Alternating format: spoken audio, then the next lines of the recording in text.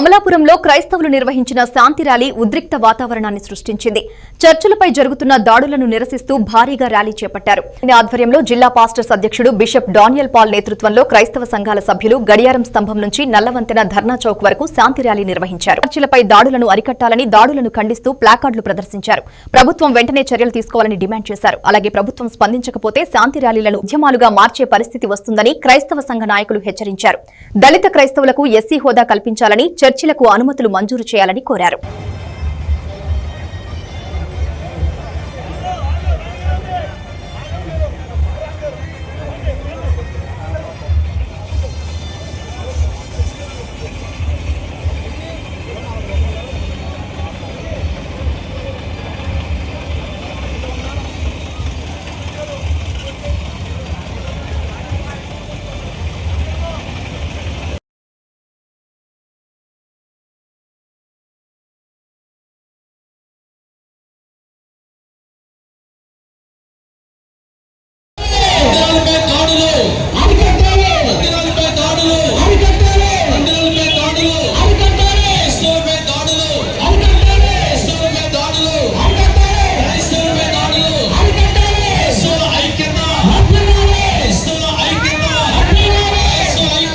Doctor BR Ambedkar Konaseema జిల్లా 20 మండలాల దైవజనులు సంఘాలు అలాగే తూర్పు గోదావరి జిల్లా పాస్టర్స్ ఫెలోషిప్ అధ్యక్షులు బిషప్ డానియల్ పాల్ గారు, అలాగే దళిత క్రైస్తవ హక్కుల సమాజం, అలాగే క్రైస్తవ హక్కుల పరిరక్షణ ఫోర్సు ఈ రీతిగా స్వచ్ఛంద సంస్థలతో సహవాసములతో ఈరోజు భారీ ఎత్తులో ఈ శాంతి ర్యాలీని ఏర్పాటు చేయడానికి దేవుడు కృప చూపాడు.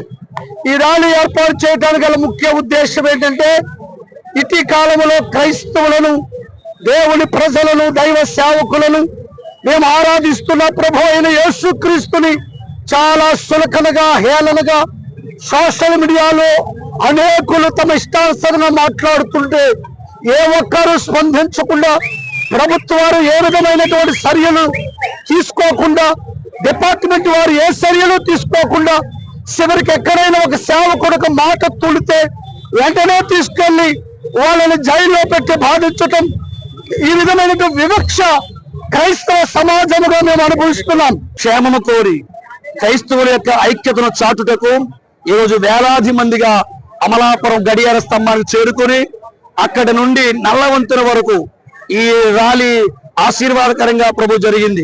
ప్రభుత్వం వారికి మేము ఒకటే కోరుతున్నాం, క్రైస్తవులకు మత స్వేచ్ఛ కల్పించాలని కోరుతూ ఉన్నాము.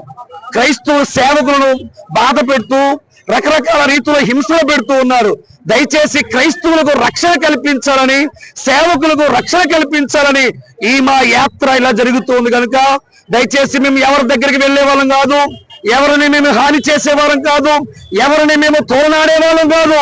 ప్రపంచ శాంతి కొరకు, గ్రామాల శాంతి కొరకు, పట్టణాల శాంతి కొరకు, దేశాల శాంతి కొరకు, జిల్లాల శాంతి కొరకు, గ్రామాల శాంతి కొరకు భారముతో, కష్టములు, కన్నీళ్లతో, వేదనతో మేమందరం స్వచ్ఛందంగా సేవ చేస్తున్న దేవుని యొక్క పిలుపుకు లోబడి ఇలాంటి సేవకు చేస్తున్న మమ్మలను ప్రభుత్వం వారు చాలా ఇబ్బంది పడుతున్న కారణాలుగా కనబడుతున్నాయి.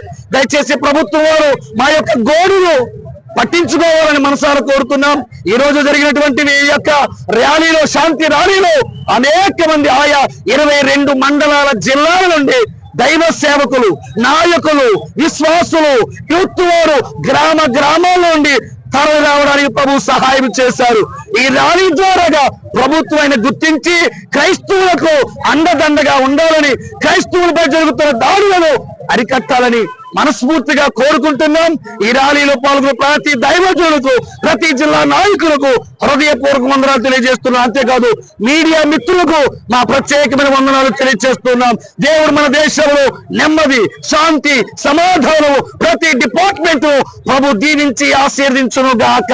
ముఖ్యంగా ఈ యొక్క శాంతి ర్యాలీ చేయడానికి గల ముఖ్యమైన కారణం ఏంటంటే, చాలా మంది క్రైస్తవులు చాలా చిన్న చూపు చూస్తున్నారు. క్రైస్తవులు చాలా అల్పసంఖ్యాకులు, అధిక మైనార్టీ వారు అన్నట్టుగా చాలా చిన్న చూపు చూస్తున్నారు.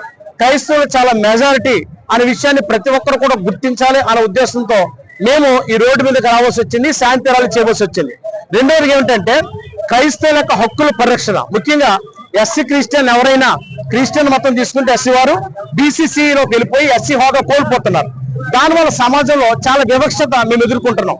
కాబట్టి 1950 ప్రెసిడెన్షియల్ ఆర్డర్ ఏదైతే ఉందో, బుద్ధులకి సిక్కులకి ఎలాగైతే దాన్ని అమెండ్మెంట్ చేశారో ఆ విధంగా దాన్ని సవరణ చేసి మాకు దళితులకు ఆ యొక్క అమెండ్మెంట్స్ 1950 ప్రెసిడెంట్ ఆర్డర్ సరిచేసి మాకు దళిత హోదా కల్పించవలసిందిగా ప్రాంతం తెలియజేస్తున్నాం. మూడవదిగా చర్చిల పైన చాలా దాడులు జరుగుతూ చర్చిలను కూలగొట్టేస్తున్నారు.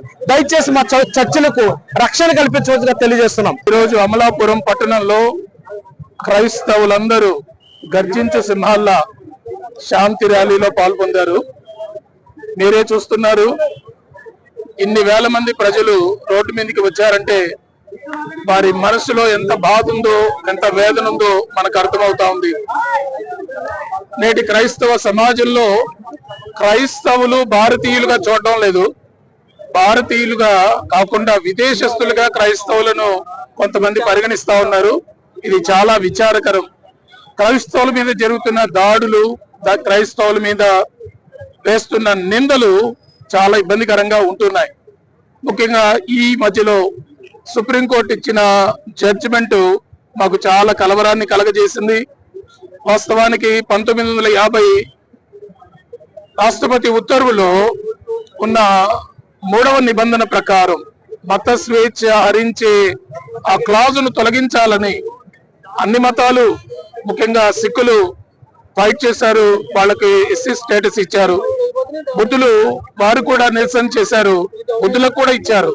కానీ క్రైస్తవులకు మాత్రం 30 సంవత్సరాలుగా మేము పోరాడుతున్న కోర్టులు కానీ ప్రభుత్వాలు కానీ కమిషన్లు వేస్తున్నాయి, కానీ దాని రిజల్ట్ ఏమి చెప్పట్లేదు.